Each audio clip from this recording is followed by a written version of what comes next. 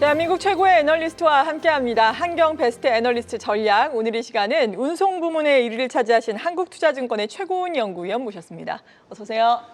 반갑습니다. 네, 지난번에 이어서 이번에도 운송 부문의 베스트 애널리스트가 되셨는데 먼저 축하드리고요. 수상 소감 한 말씀 부탁드릴게요. 이렇게 좋게 봐주셔서 정말 감사드리고요. 앞으로도 계속 좀 꾸준히 나올 수 있도록 더 열심히 하도록 하겠습니다. 감사합니다. 네, 기대를 하면서 지켜보도록 하겠습니다.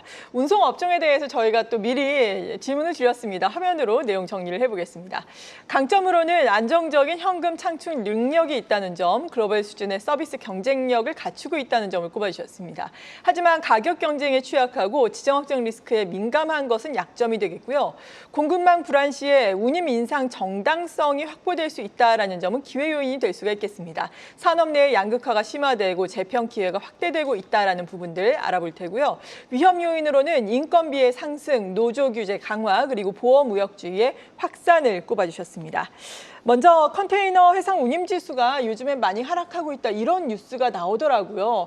하락 수준이 어느 정도인지 우려를 할 만한 수준인지 궁금한데요.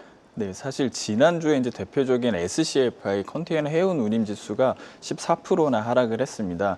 이렇게 되면은 사실 지금 여전히 홍해가 막혀 있어서 수에즈 운하를 이용하지 못하는 상황인데도 불구하고 거의 2023년 수준까지 내려왔다라고 볼 수 있고요. 아무래도 지금 미중 관세 문제가 계속해서 남아 있다 보니까 남은 하반기도 계속 이렇게 약세 흐름이 이어질 것 같아서 어떻게 보면 좀 4분기 전반적인 해운, 특히 컨테이너 업종에 대한 좀 실적 기대감을 낮춰야 되는 상황으로 보고 있습니다. 네, 그렇다면 당장의 3분기는 어떻겠습니까? 3분기 실적에 대한 기대감은 어느 정도는 가져가도 되는 건가요? 사실 컨테이너 같은 경우에는 그 직전에 이제 미중 관세 유예 효과 때문에 일시적으로 운임에 반등했었던 적이 있습니다.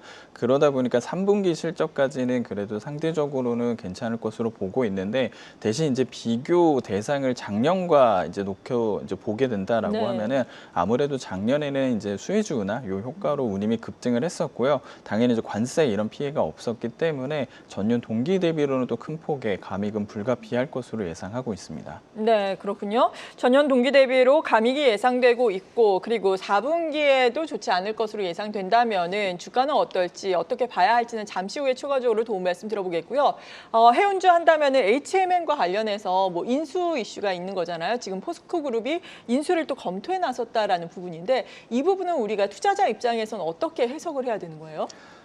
사실 민영화라는 거는 아무래도 H&M의 이제 재평가 모멘텀으로 좀 기대를 많이 받았었던 부분입니다. 네. 그렇기 때문에 기본적으로 포스코가 이렇게 참전, 특히 이런 대기업군에서 들어온다라고 하면은 H&M 주가에 좀 긍정적인 효과를 줄 것으로 이제 많이들 기대를 하시는데 문제가 되는 부분은 지금과 이제 2년 전에 1차 매각을 시도했었을 때 당시와는 좀 환경이 많이 달라졌습니다. 앞서 설명드린 것처럼 이제 컨테이너 운임이 다시 빠지기 시작을 했고요. 거기에 추가적으로 2년 사이에 또 정부 기관들, 산업은행과 해진공이 전환사채들을 다 대부분 전환을 완료를 했기 때문에 네. 사실 이 부분에서도 이제 밸류에이션 부담이 따르는 상황입니다. 그래서 포스코 쪽에서 이걸 현실적으로 인수를 정말 추진할지 이 부분도 좀 현실적으로 점검을 해봐야 되는 이슈고요. 그 인수 이후에도 과연 기대했었던 민영화 효과가 나올지 이 부분에 대해서 사실 저는 좀 신중하게 접근하는 것을 추천드립니다. 네, 이에 따라서 투자자 입장에서는 뭐 HMM에 관심이 있다라고 한다면 좀 관망을 하는 게 좀 이 이슈와 관련해서는 낫겠다 이런 말씀이신 거예요? 네, 맞습니다. 네, 그렇군요. 이제는 항공주에 대해서 도움 말씀을 들어보겠습니다. 이제 또 중국 단체 관광객의 무비자 입국이 허용되지 않습니까? 이러면 항공주에 미치는 영향은 어떻겠습니까? 일단 항공주의 주가도 요즘은 별로 좋지는 않더라고요. 네, 맞습니다. 그래서 사실 지금 전반적으로 여객 수요가 안 좋다 보니까 이제 중국 쪽에서 새로 이제 모멘텀이 들어오는 부분에 있어서 기대감이 좀 올라오고 있습니다. 다만 이제 아쉬운 부분은 이제 한국 항공 실적에서 중국인들의 이런 입국 수요라든지 중국 노선 자체에 사실 이익 기여도가 그렇게 높은 편은 아니긴 합니다. 그렇기 때문에 좀 더 근본적으로 이제 우리나라에서 이제 아웃바운드라고 보통 표현하는 해외 여행 수요 자체가 좀 회복을 해야지만 네. 항공사 주가에도 의미 있게 좀 영향을 줄 것으로 보고 있습니다.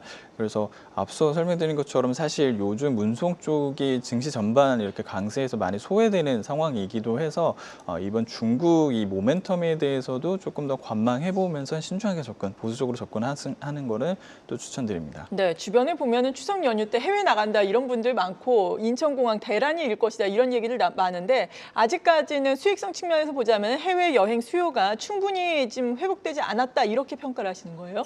네, 맞습니다. 추석 연휴만 놓고 보면은 뭐 사실 저도 그렇고요. 네. 해외 여행 가는 게 굉장히 어려울 정도로 가격이 많이 올랐고 뭐 사실 티켓도 굉장히 부족한 상황입니다. 근데 이걸 또 한편으로 보면은 이 연휴 앞뒤로 또 수요 절벽이 나타나기 때문에 당장 10월 중순 이후로 항공권 가격을 확인해 보시면은 예년보다 확실히 좀 싸진 상황인 것을 확인하실 수 있습니다. 그렇기 때문에 사실 이 추석 연휴 특수라는 게 구조적인 수혜라고 볼 수는 없어서 네. 마찬가지로 이거 하나만으로 항공주를 사도 된다 이렇게 말씀드리기는 어려울 것 같습니다. 네. 그리고 또 항공주의 수익에 많은 영향을 미치는 국제유가 같은 경우에는 최근에는 어느 정도 하향 안정화가 되지 않았나 싶은데요. 어떻습니까? 네, 그래서 사실 이제 비용단에서는 오히려 유가 하락이 내년도까지 좀 구조적으로 이어지는 수혜이지 않을까 오히려 이쪽을 더 기대하고 있는데요.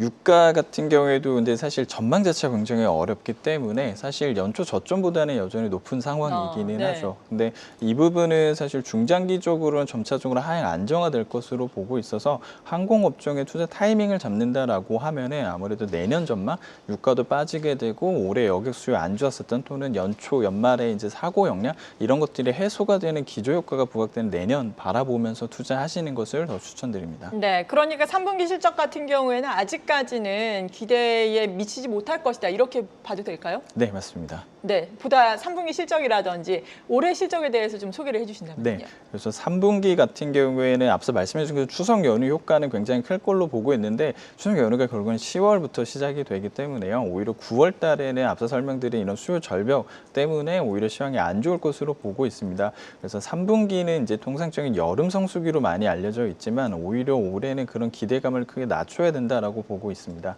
3분기 실적 대한항공 같은 경우에도 상대적으로 양호한 편이기는 한데 별도 기준 영업이익은 전년 동기 대비 10% 이상 감소할 것으로 예상을 하고 있습니다.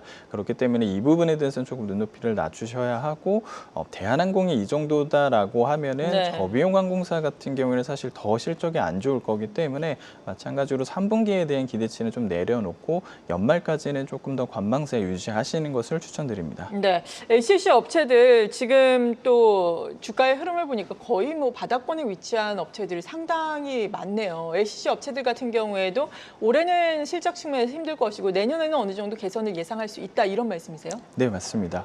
그리고 아무래도 올해 실적이 굉장히 안 좋았었기 네. 때문에 내년까지 보면 이제 기저효과 덕분에 실적 반등하는 부분 거기에 추가적으로 아마 다시 이제 또 시장 재평 관련된 좀 모멘텀들이 부각이 될 것으로 보고 있습니다. 그래서 길게 보면은 항공업종이 특히 이제 한국 같은 경우에는 굉장히 해외 여행 수요가 이제 단기적으로 이렇게 해서 좀 부진할 수는 있어도 저는 꾸준히 다시 또 성장 반등 가능하다라고 보고 있거든요. 그래서 길게 놓고 보면은 사실 지금 주가는 확실히 바닥권이다라는 생각입니다. 네.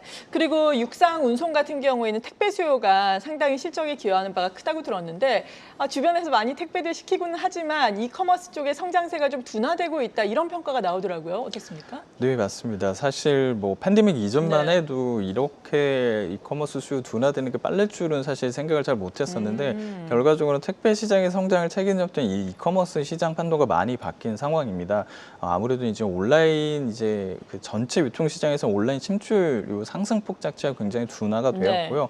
거기에 추가적으로 이커머스 전체로는 성장을 한다라고 해도 결국에는 이제 쿠팡의 점유율이 많이 올라온 탓에 택배 수요로까지는 잘 이어지지 않는 이런 모습들이 나타나고 있습니다. 다만 이제 올해 실적 관련해서는요, 이렇게 성장 둔화가 될 것이다라는 거는 이미 택배업계가 수년 전부터 잘 알고 있었기 때문에 어떻게 보면 이걸 대처하기 위해서 쿠팡처럼 새벽 배송 또는 그 주 7일 배송 이런 부분 서비스 강화하는 데 좀 더 집중을 했었거든요. 그래서 올해는 수요가 안 좋은 것도 맞기는 한데 그 이상으로 이 부분을 좀 중장기적으로 타개하기 위해서 서비스 경쟁력을 강화했던 게 네. 좀 초기 비용이 더 많이 잡혀서 그러겠네요. 네, 그래서 요 문제 때문에 사실 올해 실적이 기대에 못 미치는 부분이니까 마찬가지로 사실 이게 안정화된다라고 하면은 이커머스 수요 성장이 여전히 정체되어 있다라고 해도 택배 업계가 또 수익성에 한 단계 더 점프할 수 있는 시기가 앞으로 1, 2년 내로 찾아올 것이다라는 생각입니다. 네. 그리고 정부가 두 차례 추경으로 많은 돈을 풀었잖아요. 이 부분으로 인해서 내수 경기 활성화라든지 기대 효과가 어느 정도 있긴 한데 이 온기가 택배업까지는 전달되지 못하고 있는 건가요? 어떻습니까?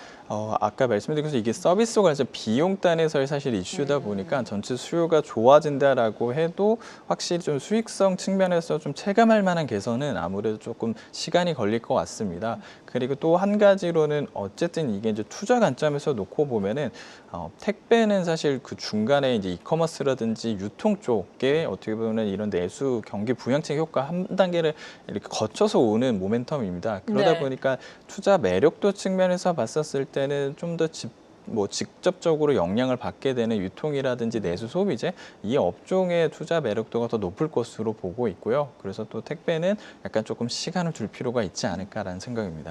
지금 운송주가 다 약간 시간이 필요한 것 같은데 그래도 해상, 뭐 육상 그리고 또 항공까지 운송주 가운데서는 우리가 어느 업종군에 또 기대감을 가지고 지금 생각을 해볼 수 있을까요?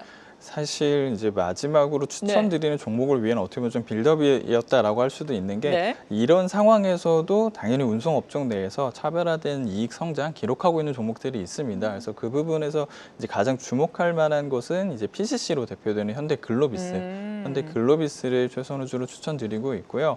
아무래도 실적 자체가 굉장히 좋습니다. 이제 네. 전방산업 자동차 쪽도 당연히 관세 피해를 받을 수밖에 없는 상황인데 제일 처음에 이 운송업 쪽의 그 강점이라고 이제 설명드렸었던 게 사실 이 물류 쪽 같은 경우에는 현금 창출 능력 또는 수익성이 굉장히 꾸준한 이런 특징을 갖고 있거든요. 그래서 그걸 가장 잘 보여주고 있는 게 현대글로비스다라는 생각입니다. 네, 그렇군요. 현대글로비스 정말 여타 운송주와는 달리 최근에 주가의 흐름이 상당히 좋았습니다. 고점 대비해서 약간은 조정을 받고 있는데 탑픽 종목으로 제시를 해주셨고 차 선호주는 또 어떤 게 되겠습니까? 네, 그 다음 순서로는 사실 이제 대한항공도 이제 내년까지 놓고 네. 본다라고 하면은 올해 실적이 살짝 둔화되는 부분은 이거는 어쩔 수 없는 사이클 영향이라든지 좀 일회성 요인들이 굉장히 많았었습니다. 예를 들어서 신규 항공기 도입하는 것도 어떻게 보면은 워낙 기재도 많고 비용이 크다 보니까요. 그래서 그 사이클 또는 이 시기가 조금 잘 안 맞아서 시차 영향 때문에 비용이 더 먼저 반영된 형태라고 봐주시면 좋을 것 같고요.